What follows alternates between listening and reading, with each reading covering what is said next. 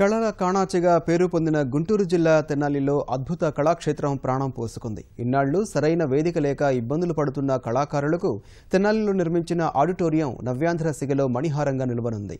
హైదరాబాద్ రవీంద్ర భారతిని తలపించేలా అత్యాధునిక హంగులతో నిర్మించిన ఈ కళాధామానికి అలనాటి కవి తెనాలి రామకృష్ణ పేరు పెట్టడంపై హర్షాతిరేకాలు వ్యక్తమవుతున్నాయి.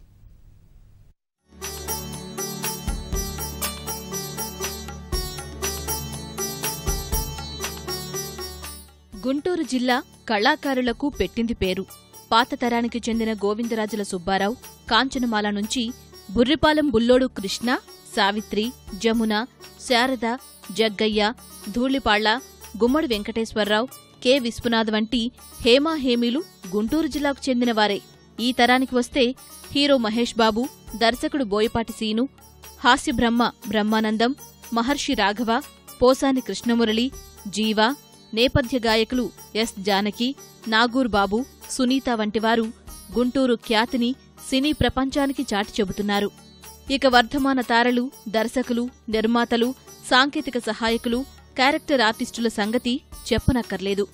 రంగస్థల కళాకారులకు కొదవలేదు. ఒకప్పటి నటులంతా నాటకరంగం నుంచే సినీ రంగానికి చేరువయ్యారు. తెనాలిలో ఇప్పటికే నాటక కళా పరిషత్తులు, నాటక సమాజాలు నడుస్తున్నాయి. సినిమాలు, టీవీల దెబ్బకు నాటకరంగం కుదేలైనా ఉనికి కోల్పోకుండా కళాకారులు తమ వంతు ప్రయత్నం చేస్తున్నారు. రాష్ట్ర విభజన తర్వాత సరైన వేదిక లేక కళాకారులు ఇబ్బందులు పడుతున్నారు. ఇలాంటి తరుణంలో తెనాలిలో నిర్మించిన తెనాలి రామలింగ కవి కళాక్షేత్రం అందరి దృష్టిని ఆకర్షిస్తోంది.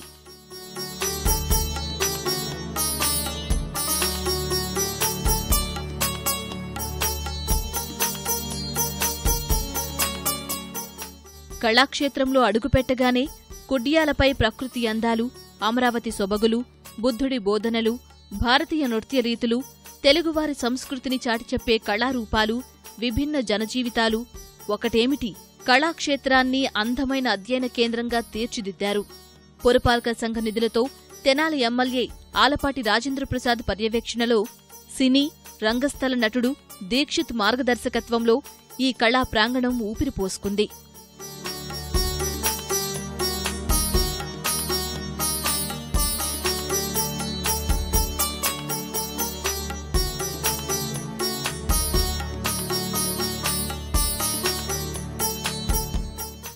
వాస్తవుడిని కాబట్టి తెనాలి రామకృష్ణ కవిగా ఆయన్ని మనం పిలుచుకోవడం జరుగుతూ ఉంది. ఆయన పేరున ఇక్కడ ఒక ఆడిటోరియం అనేది పెట్టుకుంటే బాగుంటుందని చెప్పి, అదేవిధంగా వేదిక ఎన్టీఆర్ వేదిక ఇద్దరు కూడా యుగ పురుషులుగా మనం చెప్పుకోవచ్చు. అలాంటి యుగ పురుషుల పేరిట ఇక్కడ ఎంతో శోభాదాయకంగా దీన్ని రూపుదిద్దడం జరిగింది. ఎవరు వచ్చినా ఎడ్యుకేటెడ్గా ఎవరు చేశారు ఇది అని అంటే ఇది అధ్యయనం కింద అందరికి ఉపయోగపడదు. లోపలికి వచ్చిన దగ్గర నుంచి బయటికి వెళ్లేదాకా ఒక అధ్యయనంగా ఇక్కడ ఉన్నటువంటి ఈ వాల్స్ అన్నీ కూడా మీతో మాట్లాడతాయి. గత కాంగ్రెస్ ప్రభుత్వ హయాంలో ఈ ప్రతిపాదనకు అంకురార్పణ జరగ్గా ప్రస్తుత ప్రభుత్వం ఈ కలను సాకారం చేసింది. 6.5 కోట్ల రూపాయలతో అత్యాధునికంగా నిర్మితమైన ఈ కళాధామం లోపల కళావేదికకు ఎన్టీఆర్ పేరు పెట్టారు. కళా ప్రాంగణాన్ని ఇటీవల సభాపతి, 3 మంత్రుల చేతుల మీదుగా ప్రారంభించారు. 400 సీట్ల సామర్థ్యం, కింద విశాలమైన పార్కింగ్ స్థలంతో కళాక్షేత్రాన్ని సకల సదుపాయాలతో తీర్చిదిద్దారు.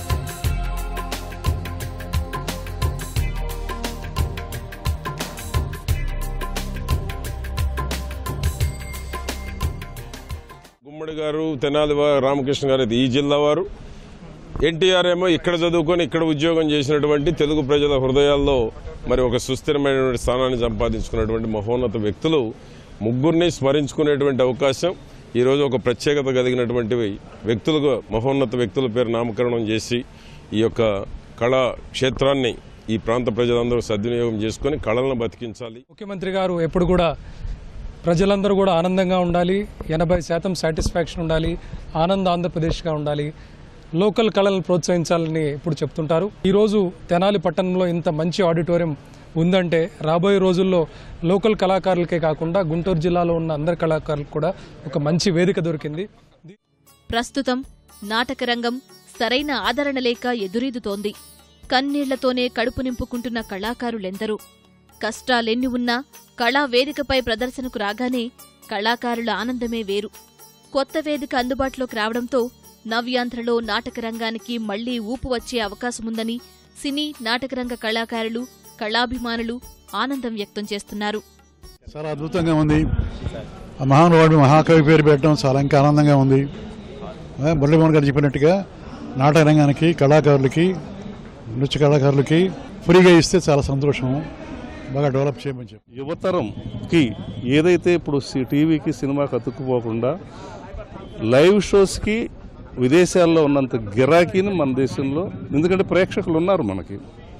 ఒక పల్లెటూరులో నేల మీద కూర్చుని తెల్లవారులు నాటకాలు చూసేటువంటి యొక్క పరిస్థితి ఇంకా మనం చూస్తున్నాం. కాబట్టి ప్రేక్షకులు మనకు విపరీతంగా ఉన్నారు.